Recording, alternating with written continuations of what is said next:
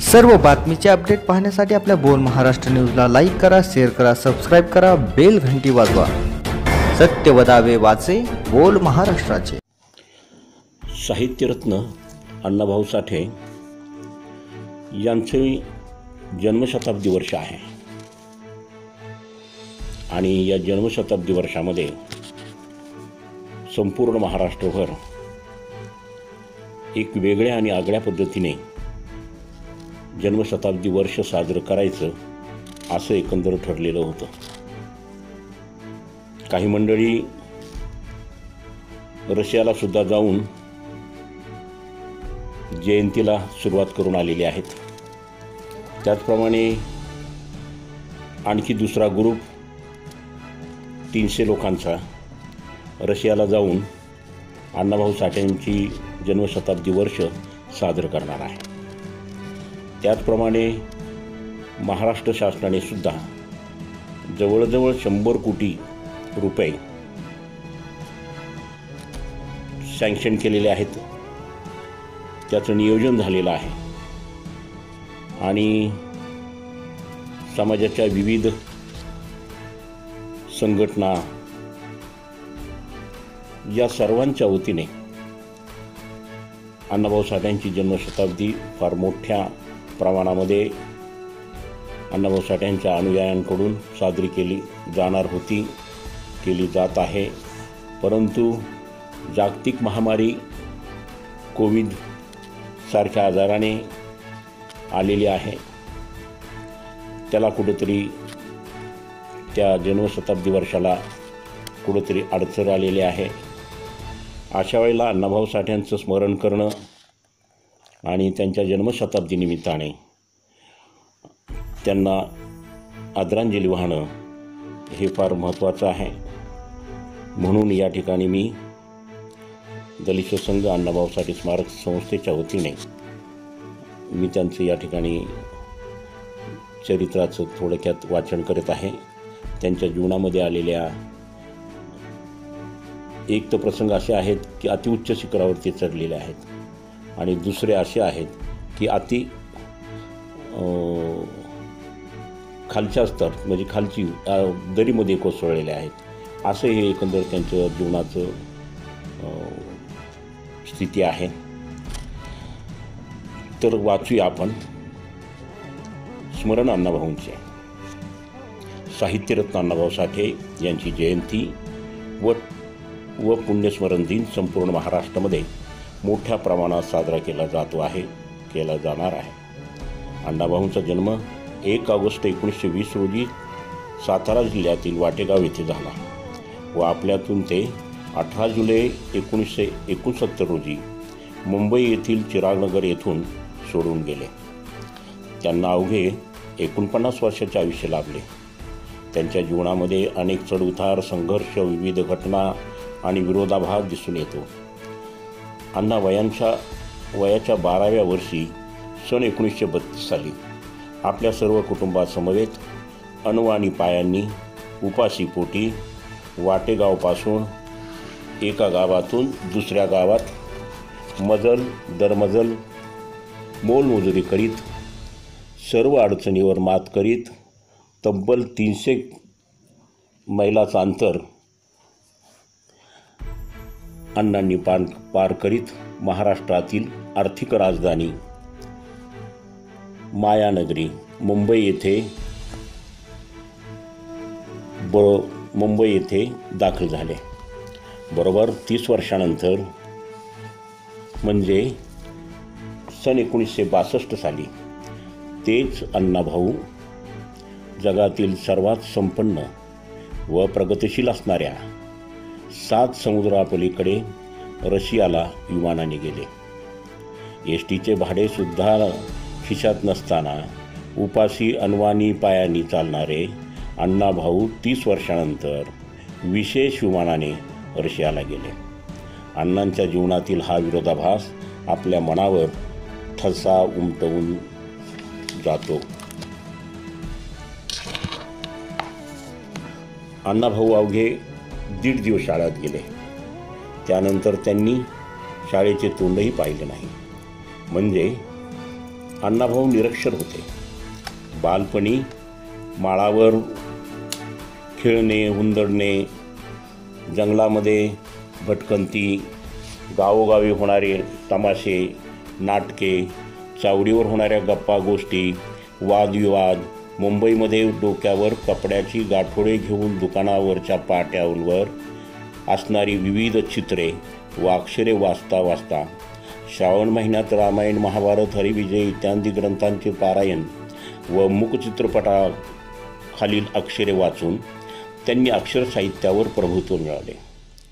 शाहीर गव्हाणकर व श्रीकृष्ण पवळे त्याचप्रमाणे असंख्य कम्युनिस्ट कार्यकर्त्यांनी अण्णाभाऊंना लिखाण करण्याची गळ घातली आणि अण्णांनी स्टॅलिनग्राडच्या कामगारांचा लढा व स्पेनच्या स्वातंत्र्याचा संघर्ष इथपासून ते अमळनेरच्या हुतात्मे आणि तेलंगणाची चळवळ यांच्यावर त्यांनी पोवाडे लिहिले.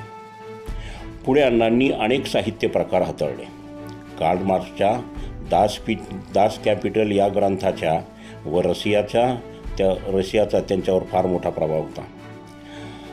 अण्णाभाऊंनी 35 कादंबऱ्या, 14 कथासंग्रह, 1 प्रवास वर्णन व अनेक शाहिरी कवन असे त्यांनी प्रचंड साहित्य निर्माण केले.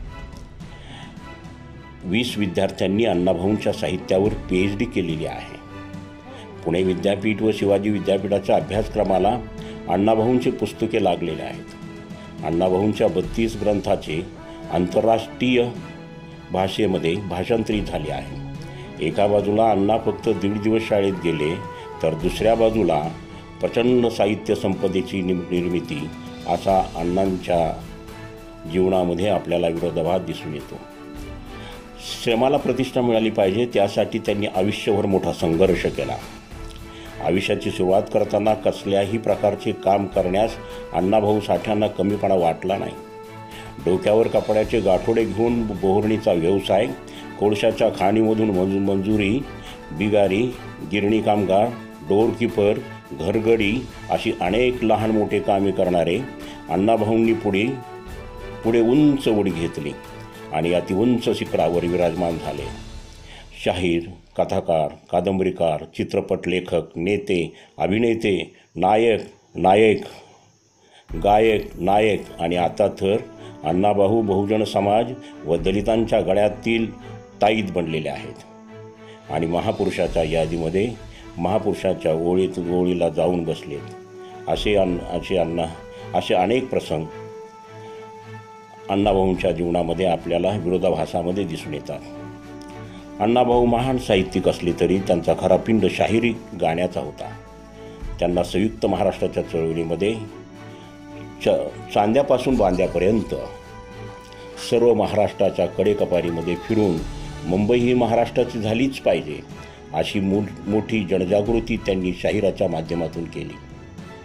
मुंबईच्या अनेक लावण्या अनेक शाहिरांनी गायल्या, लिहिल्या. पुढे पठ्ठेबापूरावांनी मुंबईला रावणाची लंका असे वर्णन केले. परंतु अण्णाभाऊंनी मुंबई ही इंद्राची इंद्रनगरी आहे असे वर्णन करून परळ येथे राहणाऱ्या, उपाशीपोटी काबाड कष्ट करणाऱ्या मजूर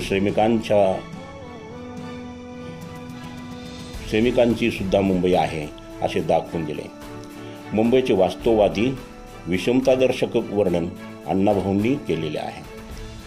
मुंबईत उंचावर मलबार हिल इंद्रपुरी कुबेराची वस्ती तिथं सुख भोगती. परळात राहणारे रात्रदिवस राबणारे मिळल ते खाऊन घाम गाळती. अशा प्रकारची जनलढ्याची काव्यपूजा अण्णाभाऊंनी केली. या उलट 3 ताळाच्या माडीवरती एकसुंदरा दिसली, हातात आरसा केस मोकळे मुख न्याळीत बसली अशा प्रकारच्या छिचोर लावण्या अण्णाभाऊंनी कधीही लिहिलेल्या नाहीत. अण्णाभाऊंनी जनलढ्याची काव्यपूजा करणारी गीते व शाहिरी लिहिली. एका गिरणीच्या संपाचे वर्णन अण्णाभाऊंनी कसे हुबेहूब केलेले आहे ते आपल्याला डोळ्यास पुढे उभे राहते. कामगार मैदानी आला, गिरण्याची तोंडे दाबून साचा बंद केला. त्रासनाचा आर्या झाला, बाजू फेकून बाजूवाला झाला बाजूला. कपड्याचा हात मोडला, तिरमिरी आली धोट्याला. रोविन केट व्हाले रात गोंधळ माजला, मड्या समान पडल्या गिरणी प्राणच गेला. अशा प्रकारे अण्णाभाऊंनी कपड्याच्या गिरणीच्या संपाचे लढ्याचे वर्णन आपल्या डोळ्यापुढे तंतोतंत उभे केले आहे. अण्णाभाऊ साठ्यांचे विचार विद्रोही व क्रांतिकारक होते. जर देशातील दलित, श्रमिक, कष्टकरी, कामगार व शेतकरी एकत्र आले तर ते जगावर अधिसत्ता गाजवू शकतात, अशी त्यांची भावना होती. म्हणून ते सर्व विश्वातील कामगारांनी एकत्र या असे आव्हान ते पोटतिडकीने करत आहेत.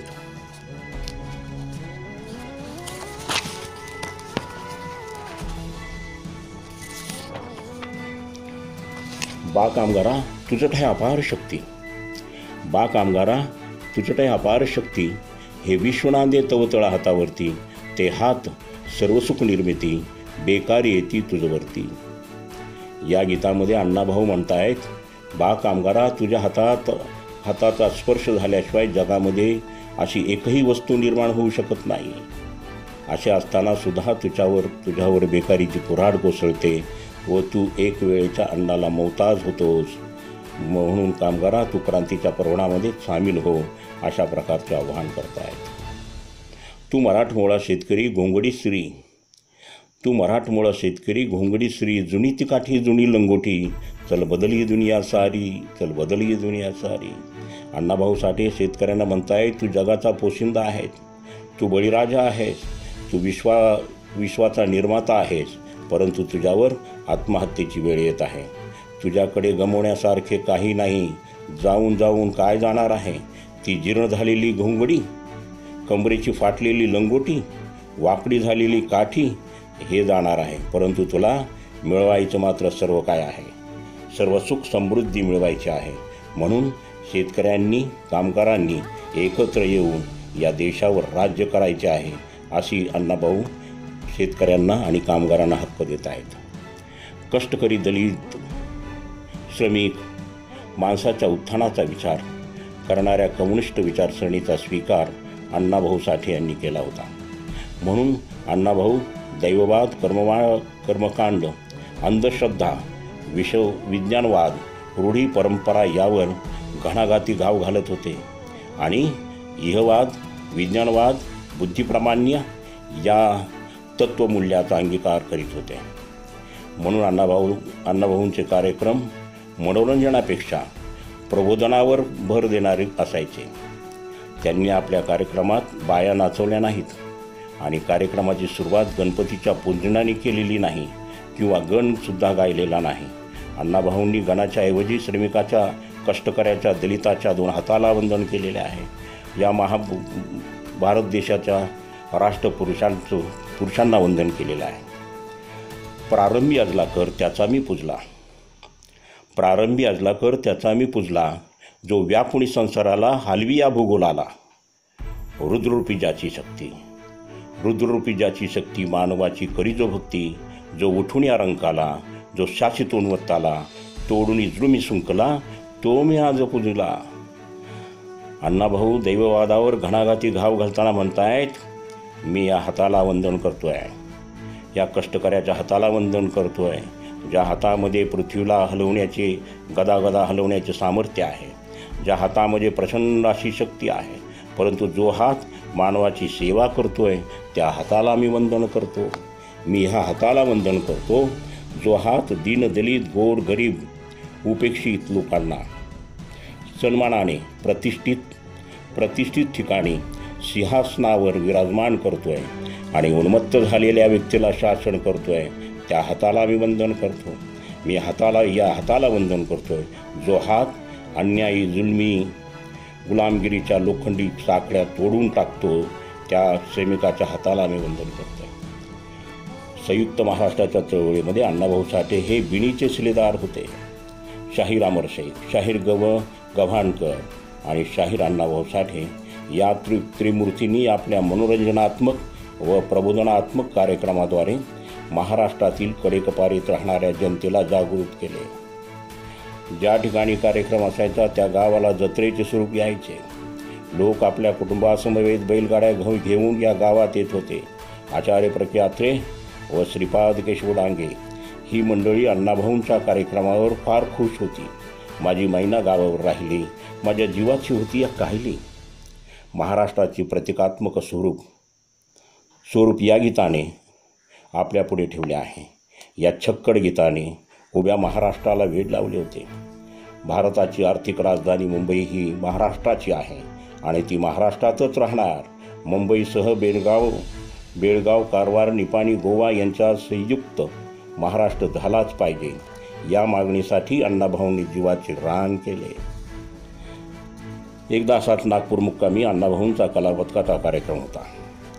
त्याचे निमंत्रण घेऊन अण्णाभाऊ नागपूरचे राष्ट्रीय संत तुकडोजी महाराज यांच्याकडे गेले होते. त्यावेळी तुकडोजी महाराजांच्या शिष्यांनी तुकडोजी महाराजांना सांगितले, तुम्ही या शाहिरांच्या व तमासगिराच्या कार्यक्रमाला जाऊ नये अशी गळ घातली. परंतु तुकडोजी महाराजांनी सर्व बंधने झुगारून अण्णाभाऊंच्या कार्यक्रमाला पहिल्या रांगेत जाऊन ते हजर राहिले. अण्णाभाऊंचा कार्यक्रम अगदी रंगात आला होता. 1.5-2 तास झाले होते. त्यावेळी तुकडोजी महाराज अचानक उठले व स्टेजवर जाऊन सभेचे सर्व संकेत मोडून त्यांनी माईक हातात घेतला व लोकांना उद्देशून म्हणाले, आम्ही मेलेल्या माणसांच्या मड्यावर रडत असतो, परंतु ही मंडळी जिवंत माणसांच्या मड्यासाठी लढत आहेत.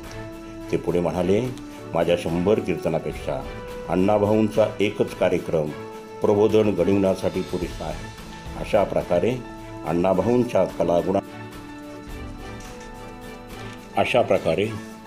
अण्णाभाऊंच्या कलागुणांना एक राष्ट्रीय संतापासून मिळालेले हे मोठे प्रशस्तीपत्रक बरेच काही सांगून जाते.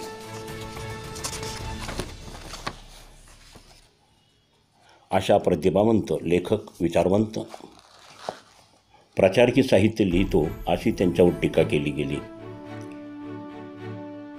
आणि म्हणून त्यांच्याकडे दुर्लक्षसुद्धा केले गेले. परंतु एकंदर भारतामध्ये आपल्याकडे कलावंतांची कदर केली जात नाही. ज्या राष्ट्रावर सूर्य कधीही मावळत नाही अशा इंग्लंड देशाची ओळख शेक्सपियर या कलावंताच्या नावाने तो देश ओळखला जातो. जगातील अतिप्रगत देश रशियाचे नाव काढले की आपल्यापुढं तिथल्या विचारवंतांची नावे पुढे येतात, लेखकांची नावे पुढे येतात. आपल्या भारत देशामध्ये सुद्धा फार मोठे मोठे कलाकार होऊन गेले, परंतु त्यांची कदर केली गेली नाही. भारतातील जागतिक कीर्तीचे चित्रकार M.A. भूषण हे होते, परंतु अतिरेकी संघटना, धर्मांध विरोधकांमध्ये त्यांची चित्र विडंबनात्मक काढतायत म्हणून त्यांना भारताबाहेर पिटळण्यात आलं. वास्तविक पाहता भारतातील राम मनोहर लोहियासारखा ज्येष्ठ समाजवादी नेत्यांनी M.A. भूषणांना विचारले, तुम्ही टाटा बिर्ला या श्रीमंतांसाठी चित्र काढता, परंतु आपल्या देशातील गोरगरिबांसाठी चित्र काढावीत. म्हणून M.A. भूषण यांनी या चित्रकाराने वाराणसीहून 9 विद्वान ब्राह्मण बोलवून तब्बल 12 वर्ष रामायण महाभारतातील वेगवेगळ्या घटनांचे अभ्यास करून त्यांची चित्रे उभी काढली. अशा कलावंताला देशाच्या बाहेर घालवण्यात आलं. तोच प्रकार अण्णाभाऊ साठ्यांच्या संदर्भात घडला. भारतात त्यांच्या साहित्याला किंमत कळली नाही, परंतु 7 समुद्रापलीकडे असणाऱ्या प्रगत रशिया देशामध्ये अण्णाभाऊंची कदर कळाली.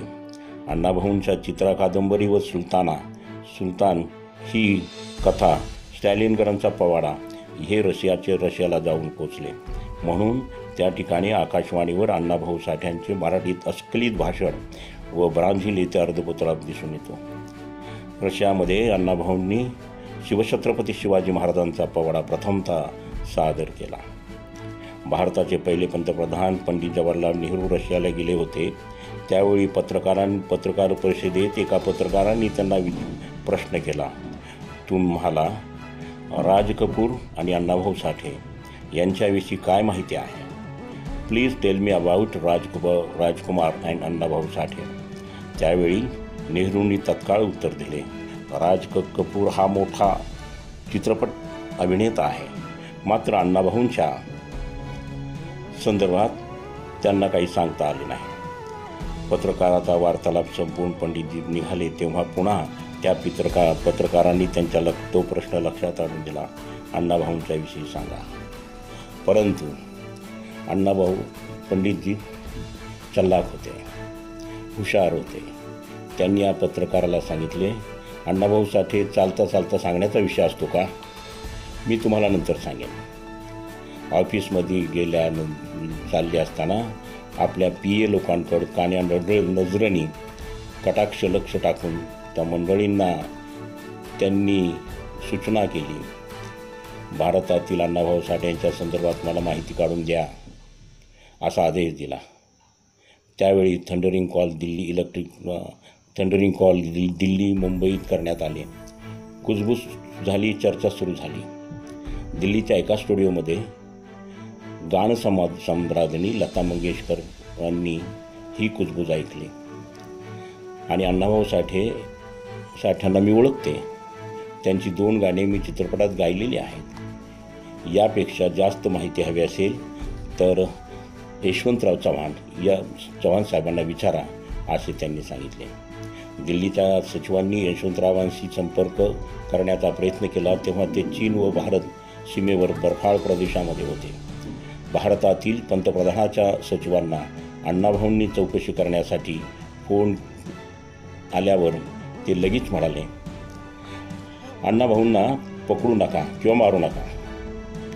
त्यावेळी सचिवांना असं सुचलं नाही. सचिवांनी सांगितलं, अहो पंडितजी, म्हणजे पंडितजींना सांगितलं, अण्णाभाऊंच्या संदर्भात पंडितजींना अण्णाभाऊंच्या संदर्भामध्ये